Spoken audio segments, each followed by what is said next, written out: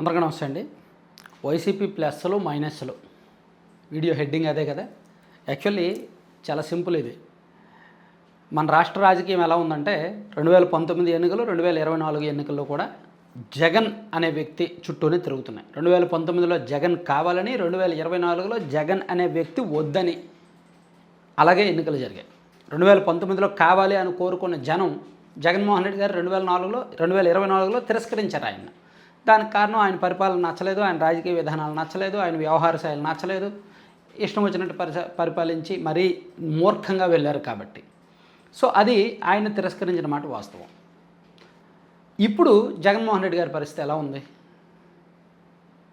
చాలా simple. Actually ఈ 2 సంవత్సరాల్లో కూటమి ప్రభుత్వ బలం ఏమైనా పెరిగిందా అంటే పెరిగిందేమీ లేదు. 2024 ఎన్నికలే కూటమికి పీక్స్ అన్నమాట.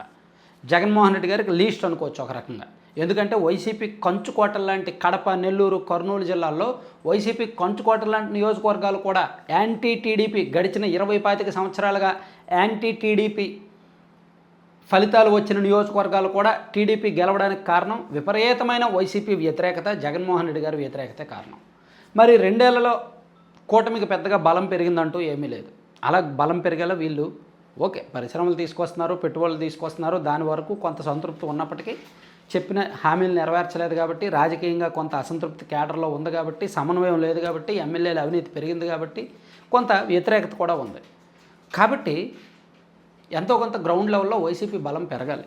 ముఖ్యంగా ఉమ్మడి కర్నూలు, ఉమ్మడి నెల్లూరు, ఉమ్మడి పశ్చిమ ప్రకాశం అండ్ అటు కడప జిల్లాలో, ఉమ్మడి కడప జిల్లా కావచ్చు, ఆ ప్రాంతాల్లో వైసీపీ బలం పెరగాలి. పెరిగిందనే వైసీపీ వాళ్ళు భావిస్తున్నారు. వైసీపీ నాయకులు నాతో మాట్లాడుతున్న వాళ్ళు ఎస్ మా బలం పెరిగిందని చాలా ఖచ్చితంగా చెప్తున్నారు.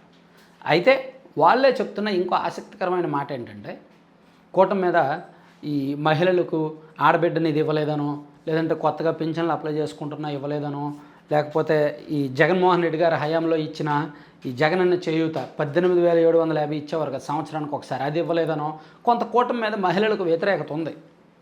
అండ్ మరీ వెచ్చలవిడిగా బెల్ట్ షాపులు ఉన్నాయని. సో ఇది సెపరేట్ కంటెంట్ చేస్తాలే, ఇది ఒక ఇంట్రెస్టింగ్ సబ్జెక్టు మహిళల ఓట్ల మీద. సో ఇలా ఉన్నందువల్ల కొంతవరకు వ్యతిరేకత ఉంది కూటమి మీద. కాబట్టి అది వైసీపీకి ప్లస్ అవ్వాలి. ఒక రకంగా 2024లో కూటమి గెలవడానికి కారణం ఏంటి? జగన్ వద్దనే. వీళ్ళు చేసిన మంచి ఏమీ లేదు. జగన్మోహన్ రెడ్డి అనే వ్యక్తి వద్దనుకొని వీళ్ళకి ఓట్లు వేశారు.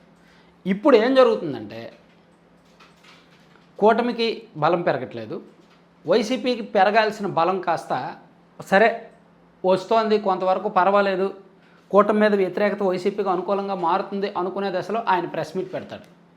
ఆయన ప్రెస్ మీట్ పెట్టి ఏదో ఒకటి వాగుతాడు, ఏదో ఒకటి మాట్లాడతాడు. ఆయన ఆ మాట్లాడిన ఫలితంతో ఎంతో కొంత డ్యామేజ్ జరుగుతుంది.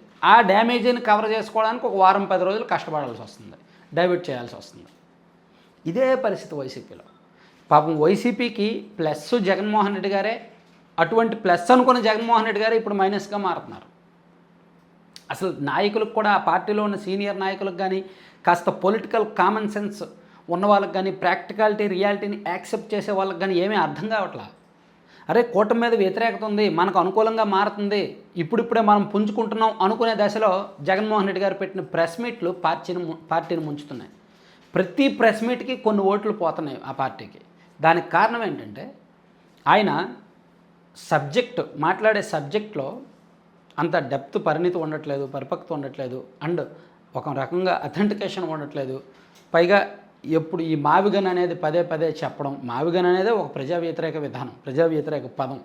సో దాన్ని జనం నవ్వుకున్నారు, జనం అసహించుకున్నారు, జనం వ్యతిరేకించారు. ఈవెన్ వైసీపీ క్యాడర్ కూడా పూర్తి స్థాయిలో దాన్ని ఓన్ చేసుకోలేదు, యాక్సెప్ట్ చేయలేదు. దాన్ని మళ్ళీ మొన్నటి ప్రెస్ మీట్లో ప్రస్తావించడం, ఈ ప్రెస్ మీట్ జరిగిన 2 రోజుల తర్వాత ఆ పార్టీ నాయకుల్లో చర్చ ఇదే, ఈయన ప్రెస్ మీట్లే మనకు మైనస్ చేస్తున్నాయి, మనకు నష్టం చేస్తున్నాయి అని. పాపం వైసీపీ వాళ్ళు జగన్మోహన్ రెడ్డి గారి పాదయాత్ర మీద చాలా ఆశలు పెట్టుకున్నారు. జగన్మోహన్ రెడ్డి గారు అసలు జనంలోకి వెళ్ళాలి ఈ 2 సంవత్సరాలు.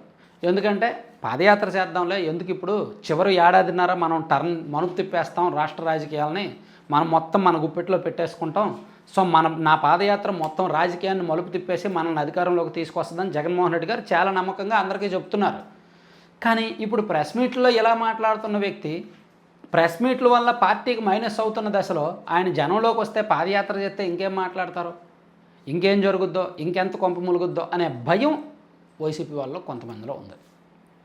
సో ప్లస్ అవుతున్న దశలో మైనస్ అవుతుంది. సో అది ఏం చేయాలనేది తోచట్లేదు అనమాట, ఏమీ తోచట్లేదు. సాధారణంగా ఓన్లీ ఆయన ప్రెస్ మీట్లుగా పరిమితం అవుతున్నారు. ఈ 2 సంవత్సరాల్లో జగన్మోహన్ రెడ్డి గారు చేసింది ఏమీ లేదు, పోషించిన ప్రతిపక్ష పాత్ర ఏమీ లేదు, జనంలోకి వెళ్ళి ప్రజా సమస్యల మీద పెద్దగా ఫైట్ చేసింది ఏమీ లేదు, ఆ యాత్ర ఈ యాత్ర అనేది ఏమీ లేదు. ఓన్లీ ప్రెస్ మీట్లు. నెలకు ఒక రెండు యావరేజ్గా నెలకు 2 నెలకు 1 ప్రెస్ మీట్ మాత్రం పెడుతున్నారు. ఆ ప్రెస్ మీట్లో ఒక 80 to 90% కంటెంట్ రిపీటెడ్గా ఉంటుంది. మిగిలినవేవో కొత్తవి ఏవోదో వాడుతున్నారంటే అది కూడా ప్రజా వ్యతిరేకత ఉంటుంది. అలా వైసీపీలో ఈ మొన్న ప్రెస్ మీట్ పెట్టారు కదా, దాని మీద ఇప్పుడు జరుగుతున్న చర్చ ఏంటంటే ఆ పార్టీ నాయకులతోనే మనం మాట్లాడితే ఒక రకమైన అసంతృప్తి, అసమ్మతి, ఏం చేయాలో తెలియని పరిస్థితి అన్నమాట.